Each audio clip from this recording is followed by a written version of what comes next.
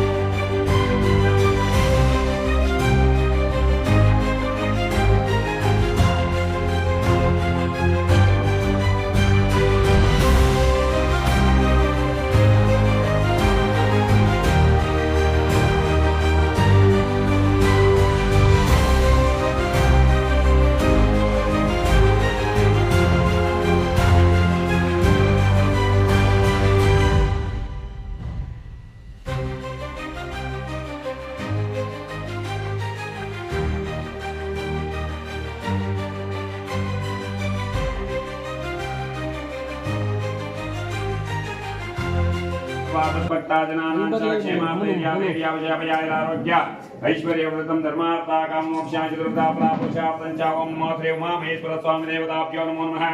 अष्टोत्तर भोजामाचरैश्यव विनायकाय नमः, विघ्नराजाय नमः, गौरीपुत्राय नमः, गणेशपुराय नमः, सुंदराय नमः, अव्ययाय नमः, बोधाय नमः, दक्षाय नमः, दक्षाय नमः, रजप्रियाय नमः, सृष्टिकर्ताय नमः, देवनिकारिताय नमः, शिवाय नमः, सुताय नमः, पतिप्रियाय नमः, शांताय नमः, ब्रह्मचारिणे नमः।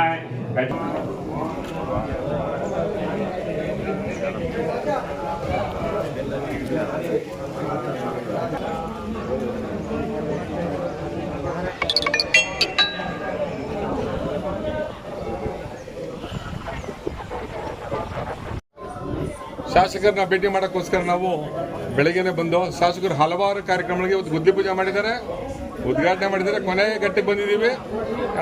ಯಾವುದು ಹಲಸಬೆಲೆಯಲ್ಲಿ ನೂತನ ಒಂದು ಡೈರಿ ಕಟ್ಟಡ ಉದ್ಘಾಟನೆ ಆಯಿತು. ಇನ್ನು ಅಂಗನವಾಡಿ ಕಟ್ಟಡ ಮುಗೀತು. ಸೊ ಬೆಳಗ್ಗೆ ಮಾಡ್ತಾರೆ. ಮೊನ್ನೆ ಸಹ 2 ಪಂಚಾಯತಿಗಳಲ್ಲಿ ಸಾಕಷ್ಟು ಕೆಲಸಗಳು ಮಾಡೋದು. ಅವ್ರು ಯಾವಲ್ಲೂ ಪತ್ರಕರ್ತ ನೋವು ತೋಡ್ಕೊತಾ ಇರ್ತಾರೆ. ನೋಡಪ್ಪ, ನನ್ನ ಬಂದಾಗ ಜನ ಇರ್ತಾರೆ, ಓಟ್ ಹಾಕಿದ್ರಿ ಅಲ್ಲ, ಓಟು ಜನ ಮಾತ್ರ ತುಂಬ ಇರ್ತಾರೆ. ಅವ್ರು ಹೇಳಿದೆಲ್ಲ ಒಂದ್ ಕಡೆ ಸತ್ಯ ಇದೆ ವೀಕ್ಷಕರೇ. ಕಾರಣ ಇಷ್ಟ ಏನಂದ್ರೆ, ಅದು ಯಾಕೆಂದ್ರೆ ಬಿಡದಿಂದ ಹಿಡಿದು ಗುಡ್ಕಲ್ಲಿಂದ ಹಿಡಿದು ಕುದೂರವರು, ಸುಗ್ನಳ್ಳಿ ಅವರು ಕಾಲಿ ಚಕ್ರ ಕಟ್ಕೊಂಡು ಓಡಾಡೋ ಶಾಸಕನ ರಾಜ್ಯದಲ್ಲಿದ್ರೆ ಬಾಲಕೃಷ್ಣ ಅಂತ ಹೇಳೋದು ತಪ್ಪಾಗ್ಲಾರ್ದು. ನಮ್ಗೇನು ಪತ್ರಕರ್ತರ ಓಲೈಸೋ ಅಭ್ಯಾಸ ಏನಿಲ್ಲ. ಕೆಲಸ ಮಾಡೋರು ಕೆಲಸ ಮಾಡಿದೆ ಅಂತ ಹೇಳುವಂಥದ್ದು.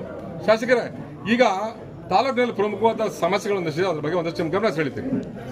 ಈಗಾಗಲೇ ನೀವು ಹೇಳಿದೀನಿ ನನಗೊಂದು 10 ತಿಂಗಳ ಮುಂದೆ, ಸ್ವಲ್ಪ ಟೈಮ್ ಕೊಡುಕರು, ಹಾಡು ಹೇಳ್ತಾನೆ ಸ್ಪೀಡ್ ಮಾಡ್ತೀನಿ, ನಾನು ಹಳ್ಳಿಲಿ ಗ್ರಾಮೀಣ ಸಮಸ್ಯೆಗಳೇನಿದೆ ಅಧ್ಯಯನ ಮಾಡ್ತಾ ಇದ್ದೀನಿ ಅಂತ ಹೇಳಿದ್ರಿ. ಈಗ ಅಧ್ಯಯನ ಮಾಡಾಯ್ತು. ಆಲ್ರೆಡಿ 3 ಪಂಚಾಯತ್ ಚಾಲನೆ ಕೊಟ್ಟಾಯ್ತು.